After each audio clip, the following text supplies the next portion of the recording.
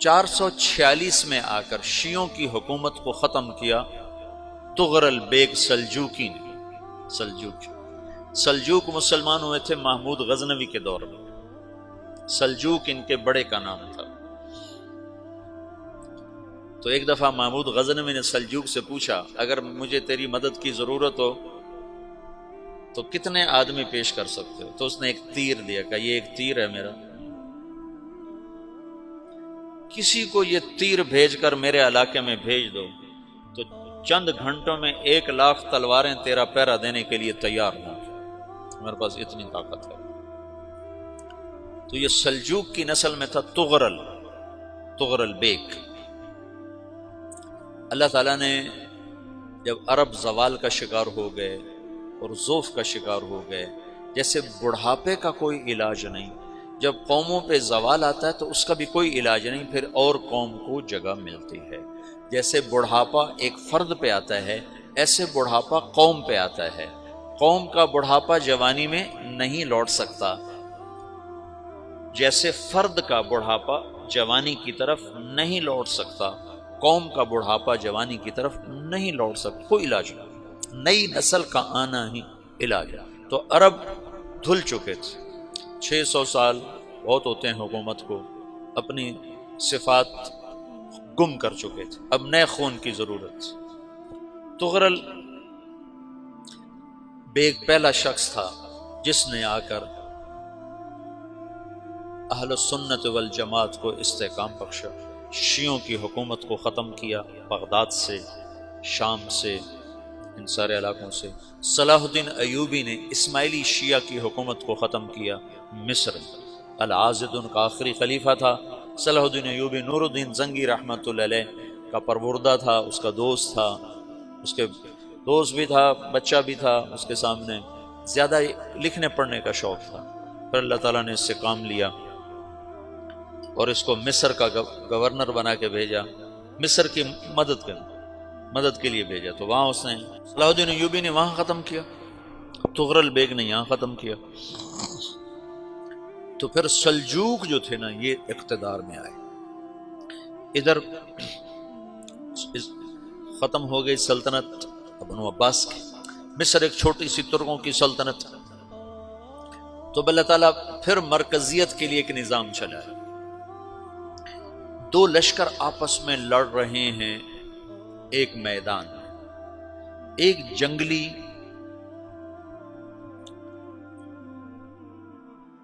بدوؤں کا قافلہ، جنگل کے لوگ اپنے قبیلے کو لے کر، ایک جنگلی قبیلہ اپنے سردار کے ساتھ نقل مکانی کر رہا ہے ایک جگہ سے دوسری جگہ۔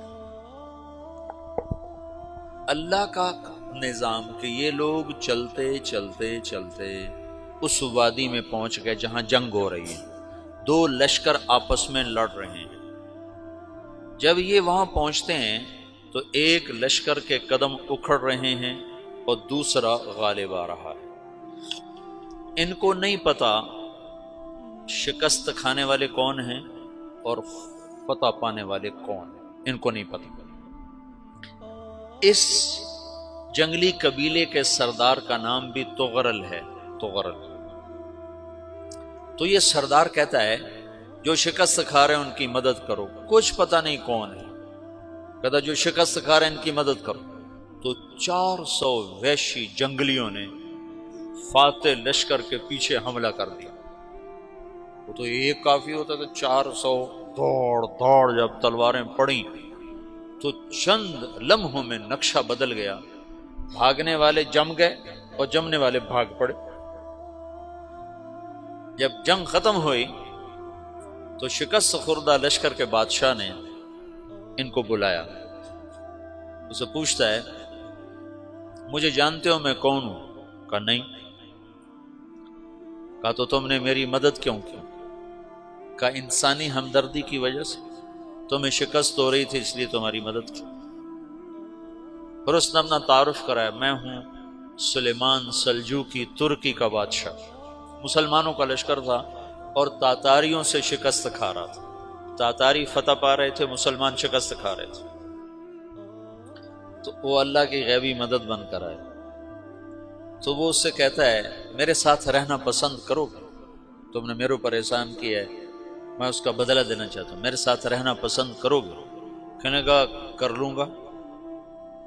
تو اس نے اس کو لے کر ترکی آیا، اور استنبول اس وقت روم کی حکومت میں تھا، اسے فتح کیا اس تغرل کے آگے چوتھے پانچویں پڑپوتے محمد فاتح نے۔ تو یہ استنبول ہے، یہ ترکی ہے، بیچ میں ایک چھوٹا سمندر ہے، یہاں ایک جاگیر ہے۔ تو سلطان سلیمان کہتا ہے یہ جاگیر تجھے وقف ہے، ادھر سے رومی مجھے تنگ کرتے ہیں حملے کر کر کے، تو میرا دفاع کرتے رہنا، یہ جاگیر تیری۔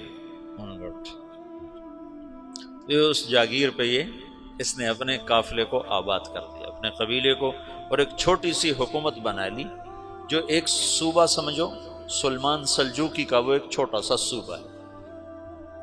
وہاں جب یہ رہ پڑا تو پھر یہ ایک شیخ کے بیت ہوتا ہے، وہاں شیخ طریقہ ہے، ان کے یہ بیت ہونے جاتا ہے، وہ اس کو رات اپنے پاس ٹھہراتا ہے، تو ایک کمرے میں ان کو ان کا خادم ٹھہراتا ہے۔